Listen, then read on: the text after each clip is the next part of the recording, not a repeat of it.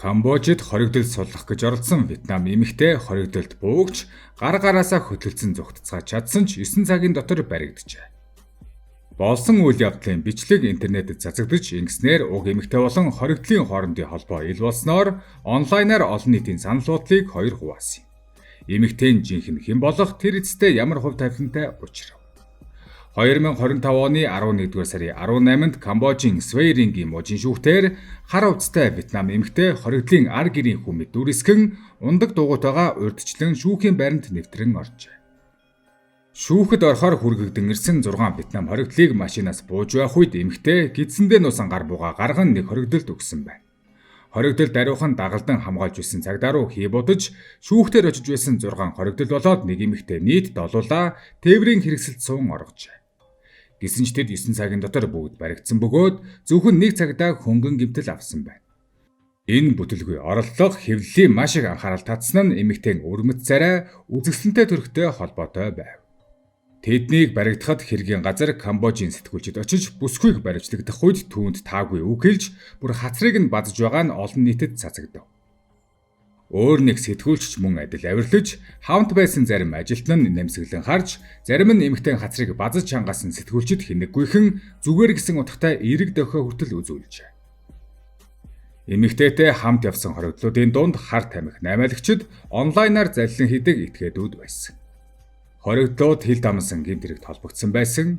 Нэмээд зэвсэг хууль бусаар эзэмшсэн болоод оргон зайсан зэрэг шинэ хэрэгүүд нэмж үүсгэгдсэн байна. Харин эмэгтэй хацрыг бадсан сэтгүүлчийг тэр оройдоо хэвлэлийн үнэмлэхийг нь хүчингүй болгож насан туршид нь сэтгүүлчээр ажиллахыг нь оргилсон бөгөөд хар жагсаалтанд оруулжээ. Бусад хоёр сэтгүүлчийг цагдаа дуудан уулзаж уучлалт бичин гар үсэг зуруулаад суулсан байна. Хууль зөрчсөн сэтгүүлчийн үйлдэл нь Камбожийн сэтгүүлчийн ёс зүйн кодыг болон эрүүгийн хуулийн 347 дугаар зүйлийг зөрчсөн бөгөөд энэ нь хамгийн ихтэй 1 жилийн хорих ялтай. Хэвлэлээр бичлэг цацагдсны дараа зарим захим хэрэглэгчид эмэгтэйг хоригдол суллах гэж оролцсон ч сэтгүүлчдээс дээр зан авиртай байсан гэж үзсэн. Харин зарим нь эмэгтэй өөрөө гэмт хэрэгтэн тул өрөвдөх зүйлгүй хэмээн байр сууриа илэрхийлжээ. Гэвч олон хүн түүний төрх болоод буу өгөхдөө үзүүлсэн хит тайван бардам үйлдэлээс нь түүнийг Азийн хамгийн үнэнч бэр гэж нэр хайрлан хайр дурлалынхаа төлөө нөхрөө шоронгоос оргуулах хүртлээр тэмцсэн тухай түүх хүртэл гаргаж эхэлсэн байна. Гисэн хэдий ч Камбожийн цагдаа нар хурдан тайлбар өгч эмэгтэйг хил дамсан гэмт хэргийн бүлгийн гишүүн байсан бөгөөд оргон зайлах ажиллагаанд зохион байгуулалттай гэмт хэрэг болохоос хайр дурлалтай огт холбоогүй гэдгийг мэдэгдсэн байна. Энэ үед гэмт хэргийг дүүлгэж магтан сурталчилж буй явдал олон хүний шүүмжлэлд өртөж байна. Ялангуяа хоригдлууд нь мансууруулах бодисын 8 цахим заллин зэрэг нийгэм аюултай ноцтой гэмт хэрэгт сэжиглэгдэж байсан тул ийм авир нь ихээхэн эсэргүүцэлтэй тулгарав. Эмэгтэй үйлдэл хууль шүүхийн байгууллагын нэр хүндийг илтэд доромжилсан хэрэг болсон юм. Анх 11-р сарын 18-нд товлогдсон 6 Вьетнам хоригдлын шүүх хурал тодорхойгүй хугацаагаар хойшлоо. Тэд одоо оргох орлоготой холбоотой нэмэлт зүйл ангаар ялагдах харуулсан байна. Энэ эмэгтэй ганцаараа хоригдол суллах боломжтой байснаас харахад хэд хэдэн төгшмээр асуудал ил болсон. Энгийн гадны хүн атлаа уг эмэгтэй шүүхийн гол бүсэд чөлөөтэй нэвтэрч гарч орж байсан. Түүний авж орсон буу аюулгүй байдлын шалгалтаар асуудалгүй нэвтэрсэн бөгөөд бүх хоригдол хүртэл гавтай байгаагүй. Энэ гурван нөхцлөөс аль нэг нь байхгүй байсан бол эмэгтэйд оргох ажиллагааг хэрэгжүүлэх бараг боломжгүй байсан. Үйл явдлын бичлэгт цагдаа нар буудуулж болцсгүй хэмээн газар хэвтэн хорогдож тэдний удаан хөдөлгөөн хоригдлуудад зүгтах боломж олгосон нь харагдана. Энэ оргох орлогын дараа Камбожийн шүүхүүд тодорхой өөрчлөлт хийж шүүхийн орчинд зам хаах, цагдаагийн хамгаалтыг нэмэгдүүлэх, улсын хэмжээнд шоронгийн аюулгүй байдлын шалгалт явуулах шийдвэрүүдийг гаргасан байна. Одоогоор 6 хоригдлын шүүх хурал тодорхойгүй хугацаагаар хойшлогдсон хэвээр байна. Эмэгтэй холбогдсон уг оргалтын хэрэг хариуцсан шүүх нь Камбожийн зүүн хэсэгт Вьетнамтай хэлэлцдэг мужийн шүүх. Энэ бүс нутаг нь хил дамсан гэмт хэргийн голомт бөгөөд онлайнаар мөрөөдөө тоглоом явуулах, цахим заллин, мансууруулах бодисын хууль бус 8 зэрэг олон улсын гэмт хэрэг их гардаг. Харин Свейрингийн мужийн шүүх нь голчлон тус мужийн эрүүгийн хэрэгүүдийг шийдвэрлэдэг бөгөөд ялангуяа Вьетнамчуудтай холбоотой хил дамсан гэмт хэрэгүүдэд анхаарал хандуулдаг. Энэ эмэгтэй хоригдол суллах орлого хийсний дараа Вьетнамын иргэдтэй холбоотой гэмт бүлэглэлүүд Камбожийн нутагт нэвтэрч үйл ажиллагаа явуулдаг удаан жилийн асуудал ил тод болжээ.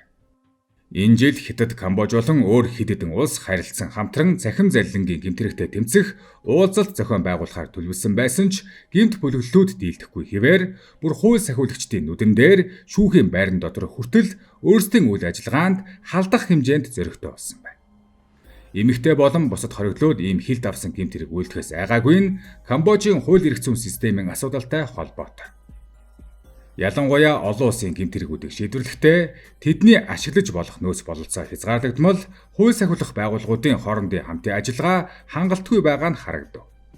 Камбожийн мужийн шүүхүүдийн дэд бүтэц бүрэн бус мэрэгжлийн ажилтны чадварч төдийлөн өндөр биш. Энэ нэмэгтэн хоригдол суллах орлого дэлгэгдсэний дараа олон хүн энэ хэргийн шалтгаан үр дагаврын талаар ярилцаж, зарим нь бүр эмэгтэйг биширсэн байр суурийг илэрхийлсээр байгаа.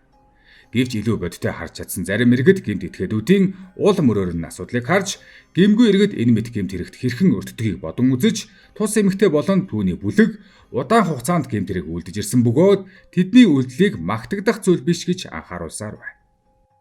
Уг эмэгтэй Вьетнам хүн атлаа Камбожийн хил дамнасан залилам цахим гэмт хэрэг цэцгэлсэн бүс нутагт чөлөөтэй хөдөлж, бүр хоригдол суллах орлого хийх зориг гаргасан нь олонхийн төсөөлж байгаагаас хавьгүй илүү зохион байгуулалттай гэмт ажиллагааны илрэл юм. Камбожийн хууль сахиулах байгууллагууд харилцаа холбооны залилангийн хэрэг үүсгэхийн тулд заавал бичгээр гаргасан өргөдөл болон газар дээрх нотлох баримтыг хамтад нь шаарддаг. Гэвч гэмт этгээдүүд хохирогчдын гар утсыг хураан авдаг тул нотлох баримт хадгалах боломжгүй болдог. Ингэснээр хэргийг бүртгэх шалгаж эхлэх явц хүндрэлтэй бараг боломжгүй болдог. Орон нутгийн цагдаа нар гэмт бүлгэлтэй хуйлддагаас болж үүссэн асуудлууд ч олон байдаг.